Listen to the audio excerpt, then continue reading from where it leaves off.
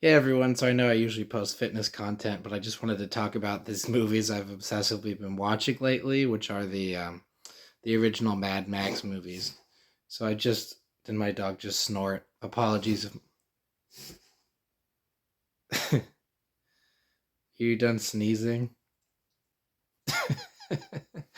Sorry, my elderly dog just sneezed explosively across the room. Anyways. So yeah, I'm only going to be talking about the first two movies. I haven't seen Beyond the Thunderdome yet, but I binged the first two movies within 24 hours. I wouldn't recommend it. It's not healthy. That's a lot of movie to consume. So I'm just gonna try and sum up my thoughts. Usually I would let things settle a little bit, but I'm just like I kind of want to just do it spur of the moment a little bit. I hear a lot of people, particularly crotchety old people, say they just don't make movies like they used to anymore. And I used to not understand what that meant at all. I was like, what do you mean? Like movies are always changing, it's a changing medium, technology evolves, etc. But when you go back to certain movies that now are considered classics, in this case, Mad Max started in the late 70s and really was an 80s staple for the first, second, and third movie. They all just kind of dominated that 5 year period of film. And you realize that they actually have a point. And I think there's something that we've lost in modern filmmaking in this um, studio controlled, executive controlled, kind of tightly packed sort of format for releasing these movies and editing them and having this very controlled trailer. It's all very like fine tuned and industrial. And I think we might have lost something in the process of doing that. This is, not a sweeping generalization. There's been crappy movies for forever.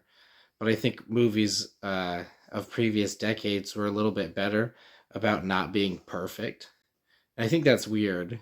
Like, it's weird to say, right? Isn't art supposed to be about pursuing something that's perfect and the best possible option, the most polished and presentable? I don't really think so. And I think movies are a great example of that, where like a lot of the movies that people love are pretty flawed. They have dead time, they have continuity errors, they have dialogue that doesn't quite add up. The editing doesn't quite work. Characters have things that go nowhere. And you wonder like why is it that we find these movies compelling? Like what is it about a movie that feels a little bit more raw and like less polished that is so interesting to us? And I think it's because within Western film, there is an intention to try and copy life, or at least there's often an aesthetic and artistic direction where you're trying to bring something lifelike to the movies. It doesn't want to just look like a work of artifice. Ironically, this ends up with things being perfect. The idea of it being perfect is you have to so perfectly capture this moment, like better than a human eye can see. It's got to be like better than reality. Like the stimulus is more extreme than you'd ever find in nature. It's like every TV advertisement you've ever seen, the hamburger that they show you, you've never seen a hamburger that looks like it in your life, but they've done everything they can to make it like this hyper palatable, delicious, like brain candy kind of thing. And I think old movies rely more on the consumer having a longer attention span where they're not really trying to please you so much. They're just trying to like tell you a story, if that makes sense. I think Mad Max is one of the perfect examples of that. Like the first Mad Max movie, I've never seen these, full thing. I don't know how I've slept on these movies. This is like everything I want in a movie. I love the schlocky 80s stuff, like boobs, explosions, big muscles, whatever. I'm all about it. Like, I watched Conan a while ago, the original Conan the Barbarian, and that movie sucks objectively, and I still really loved it. Like, it doesn't completely suck. I mean, James Earl Jones is a great villain, but Arnold's dialogue isn't really the redeeming factor. He's not at his prime level of acting ability that you get to like the Terminator movies. Like he is not there yet.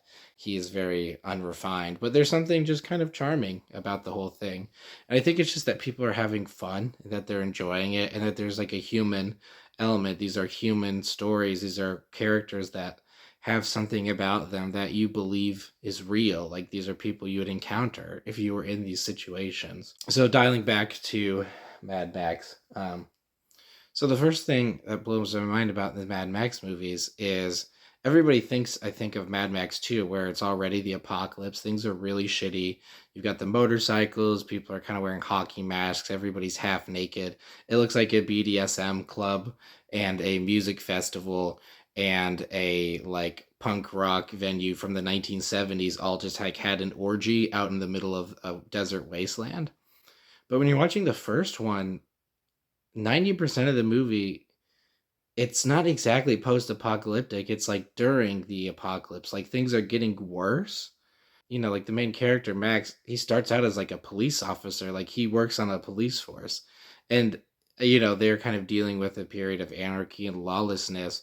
But there's still some semblance of social order. There's social norms. It's not this like extreme commitment to genre that you run into now, where I see with modern studio systems, they're so rigid in genre. They like have this coded cinematography that has to fit the genre. The audience has to identify and understand exactly what they're seeing right away. There's no patience in it. Whereas Mad Max, it's like you have no idea what's going on. You don't really know where you're at in the world. I mean, it's Australia, but it doesn't really matter what town it is. You don't really know what exactly is going on. You're kind of just in the middle of it. You're like a fly on the wall to all this shit that's unfolding. And the most important thing I think is the characters don't know what's going on either. Like, I hate in action movies where you have the prescient, like all knowing protagonist who somehow has the perfect solution for everything. He knows exactly what's going to happen. He somehow has this magical training where he can like land a plane in the middle of the Arctic, and they have no reason for him to know any of this. Where Max is just kind of a dude who works on a highway patrol, and so he knows how to use a gun and he knows how to drive really fast cars because that's all he does all day is essentially arrest people that are speeding. And then shit really hits the fan, and suddenly all these biker gangs, and like there's a petroleum crisis, and I don't know, a lot of random stuff. It doesn't really matter, but like it's just more like he's a person that's reacting to these situations, and he's trying to like make sense of it while you're trying to make sense of it. It's eminently human and eminently relatable. And I think it's really brilliant that they don't just cut to the apocalypse and everything's bad and everybody's sort of alien and weird and you don't know why people are acting this way, the way that like humans don't act. Instead, you start with where things are pretty recognizable and you start to see how people will change in reaction to this hardship. It's not just an assumption of like, oh, the world is bad and that's why things are like this. So I thought that was really interesting that you sort of see the unraveling happening. The other thing I think is fascinating and a little bit eerie coming off of, a few years from the pandemic is it's a slow decay.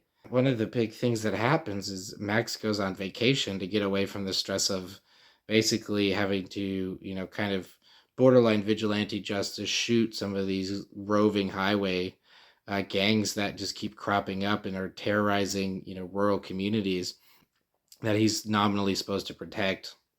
And him and his wife and his kid go on vacation, and it's like pretty normal, but also extremely weird. And that felt exactly like the closest thing that modern society has probably had to an apocalypse, which is the COVID-19 pandemic.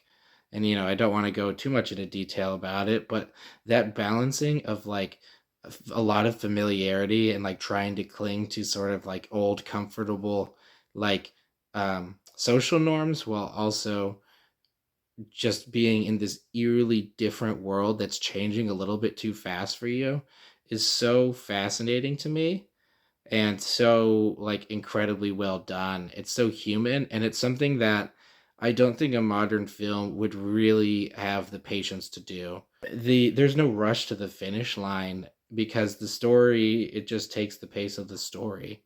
And I think that's really an interesting move also. It also shows an issue that we have with action movies in particular, and really any fast-paced movie, Marvel, etc. They're all like edited to the last second. You don't see like people walking in hallways that much. You don't see people eating food. You don't see people like doing anything that a real human does. It's just set pieces that are getting moved around and rearranged to conveniently like move the story along. There's no action at the end, it's in the middle, everything has its like predictable cues, and it's all totally lifeless. Like, I understand the idea of like we got to have this low risk perfect product. That's exactly how an executive is going to think about it. But nobody's interested in a movie that doesn't take any risks. People forget that all these franchises started because somebody went into a theater and they saw something that they had never seen before. When the Terminator movies came out, nobody had ever seen this like kind of smooth talking Austrian dude who's a robot, but he's also smoking a cigar, and he's like kind of a bad guy, kind of a good guy. He's walking around naked until he steals this badass motorcycle.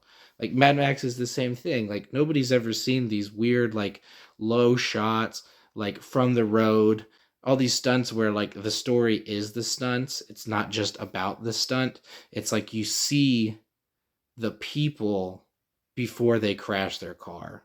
There's a human element to it. Even the villains, whether it's the villains, the heroes, which is kind of a blurry line in the Mad Max series, honestly, you see close ups of like how they react, what they're doing, the decisions that they've made that have led to this, and even just their moments of final terror.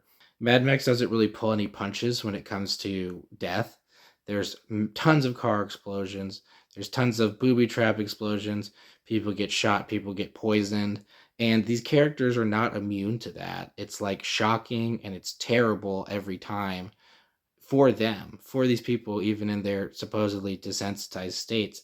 They're still human beings who are like really appalled by what they're seeing. One of the scenes that really stuck with me, so Mad Max 2, right? There's this feral kid with this goofy ass wig. Like, costumes are hilarious. They're both so good and so bad at the same time. Like, they look ridiculous, but it makes perfect sense. Of course, people are running around in the desert wearing like football pads because like they don't have anything else. They're not professional soldiers and everything's falling apart. They're just scavenging junkyards basically. And at the same time, it's also goofy, like like the oh God, so the main guy in the second one is humongous, right? He's the like the beefy Scandinavian dude that they put in that goofy mask so you can never see his face, and he flexes a lot. And he's a very cartoon character, but he's sort of hulking. It kind of works. It's interesting. And then you've got the lieutenant who's sort of like the face, literally, because you see his face, but also like he is sort of the charismatic figure that actually like drives the organization of the bikers along, and keeps it running. Like, he is the face and the talker, and you even see that there's an internal power struggle where he defies Humongous's orders like pretty openly and brazenly. Anyways, that guy wears you literally see his whole ass. Like, it's just completely assless chaps. So that's pretty funny.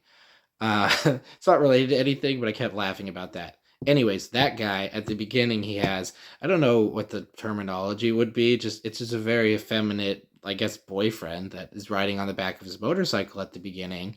It's an interesting set piece, and it's kind of a cool character choice because like it relates to the character in a way that you'd never really see addressed on screen, which is like, yeah, this guy's a villain and he's got this mohawk and this soul patch and he's this crazy guy, but he also has a romantic relationship with another person. Like, there is a person that he thinks about and he cares about, and they never talk about it.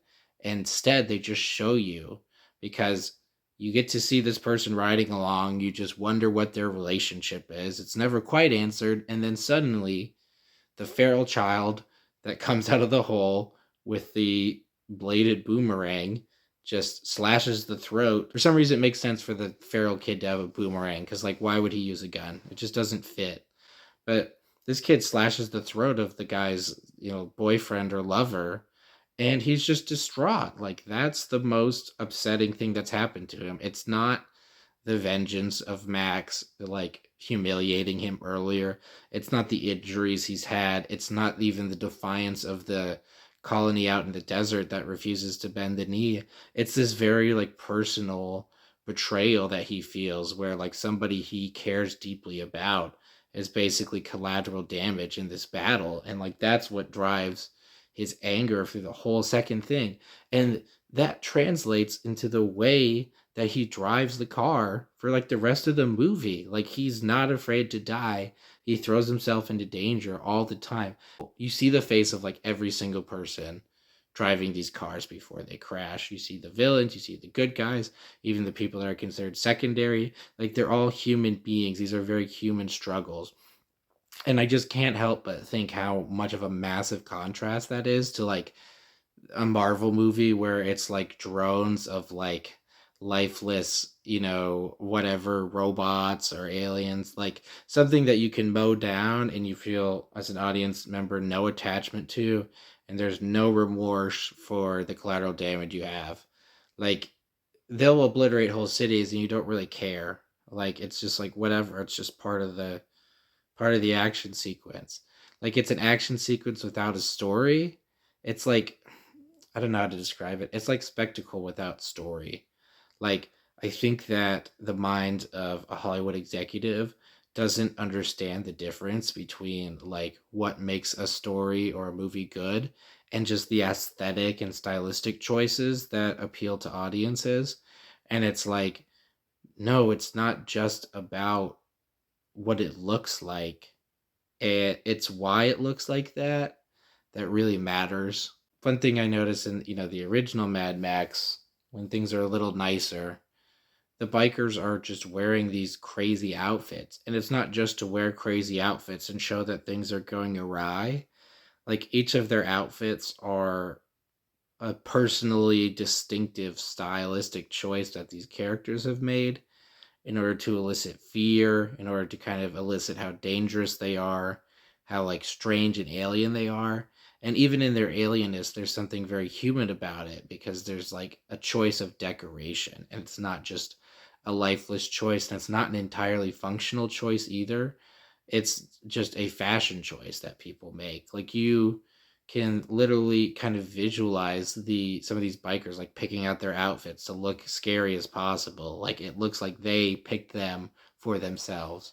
And so there's just a level of I think agency to the characters that is really important because I think an audience will always be driven to characters driving the story, not the plot driving the story. The plot is sort of secondary to the motivations of the characters because without the motivations of the characters, the plot doesn't really make any sense or mean anything or have any sort of stakes. It has to be something that you as the audience member can look at and say, wow, that's me. I see a piece of myself in that. I think another great example of this is looking at, the original Star Wars films versus the new ones. They're kind of similar of that era, that transitional period in film. And Disney owns the current ones, and they entirely see it I think as certain story sequences, certain genre tropes, and certain aesthetic choices that you have to make in order to tell people it's Star Wars. And you're like, no, that's not what's interesting. What's interesting is that Yoda steals Luke's lunch, and what's interesting is that Luke kind of doesn't know what he's doing at all. And what's interesting is that both of the droids who are supposed to work for people kind of have an attitude problem. There's a diplomacy droid who's horrible at diplomacy. He has like a bad mouth. He verbally abuses his colleague. The ship robot that's supposed to, help Luke fly around spends most of its time not in a ship. It's just like jumping into swamps and like electrocuting people and things like that. Like that's just so much more interesting than a big explosion or a sci-fi sequence because it's not perfect and it's not the big set pieces that drive the story, but it's like the things that make the story real, if that makes sense. Because even if it's not a realistic story, there has to be something that feels tangible and feels real to make it matter. I'll talk more about Mad Max 2 just because it's more focused on Max. Another interesting choice is like Max is sort of just the connective thread between these movies. He is the main character, but he's also not. Like, it's not just about him. It's like the world doesn't really center around Max. He's just a part of the world. And I think that's a really interesting difference that I see between that and like a lot of other shows, movies, whatever you like, even shows and movies that I love. For example, I love Gilmore Girls, which probably weird coming from the fact that I love Mad Max and Gilmore Girls. Tonally very different shows. But there's kind of a running gag of like everyone in the town is sort of obsessed with the main characters. Like their lives to a certain degree center around them or built around them. And yeah, that makes sense in like this tiny, tight knit insular town community where, Rory is basically the pride of the town. She's the person who's going to go off and do great things. And so everybody loves her because they've seen her grow up into that. But that's a little bit of a tangent. Anyways, um, but Mad Max is the opposite of that. Like, the villains don't know who this guy is. You know, everyone he runs into, they're not like, oh, it's my adversary, Max. They're just like, these guy is just another one of the schmucks that has been out in the desert, and I've shot 50 of them, and I don't give a fuck about this guy, and I'm just gonna go out and like, try and steal his gas. And then the only reason they really get mad at him is because he's directly opposed them. It doesn't matter who he is. They don't give a shit about where he comes from. Like his backstory like matters for you as an audience member, but it doesn't matter for anybody else. And another example, this guy comes to the settlement in Mad Max 2, and he's not hailed as a hero, even though he's like saved somebody and done a heroic act. They don't really care because to them he's just a stranger. And so I think that's another element that is so compelling and so interesting because it's like the movie isn't, to me at least, the movie isn't necessarily about the protagonist all the time. Obviously, they are the protagonist. They do matter to the movie. They're driving the plot along. But it shouldn't be that the world caters to the needs of the protagonist. That's too convenient. That's like not really how it is. So I think it's much more interesting when the protagonist is kind of just along for the ride. They're just kind of experiencing stuff. Like a lot of this movie is like in the middle of things in media res. Like Max is eating an apple in the first movie and then he gets called. So he's eating his lunch, a very human thing, and then he has to do something. It's not just like, he doesn't just like live in a vacuum until these things happen. And again, he's not even like the first choice. He's just a guy that's nearby that happens to be like pretty good at driving. And so he's like one of the better people, but it's not like he's some superhero. He makes just as much mistakes as everybody else. And his buddy, Goose, who's arguably more talented, just ends up getting killed in an arbitrary explosion. Well, it's not arbitrary. It's a vengeance thing. Yeah, I don't know. Besides that, it's hard to sum it up. Besides, like, there's just an element of rawness and realness. And so it's like showing human beings doing human things matters a lot. Making it so that the protagonist isn't everything matters a lot. And then, not having a movie that's so polished and so refined that it doesn't feel like real life. It doesn't imitate anything that is like accessible.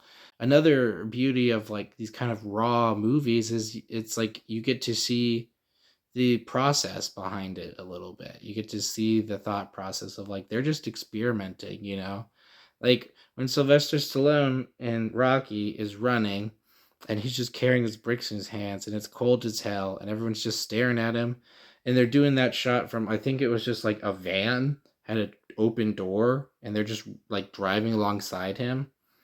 And it's such a good like imagery because you just are like, wow, that's something new. And Mad Max is great at this of like all these car shots are crazy, like they're willing to drive a car off a bridge, but they don't just drive the car off the bridge. They show the person dying or they show the person tumbling off the bridge.